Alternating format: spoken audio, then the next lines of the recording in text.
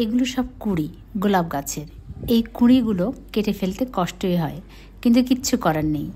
গাছকে শক্তিশালী করতে এবং শীতে প্রচুর ফুল পেতে এই কাজগুলো করতেই হয়।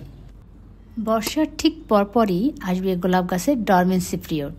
এই সময় আসার আগে থেকেই গোলাপ গাছের খাবার দেওয়া আস্তে আস্তে কমিয়ে ফেলতে হয়।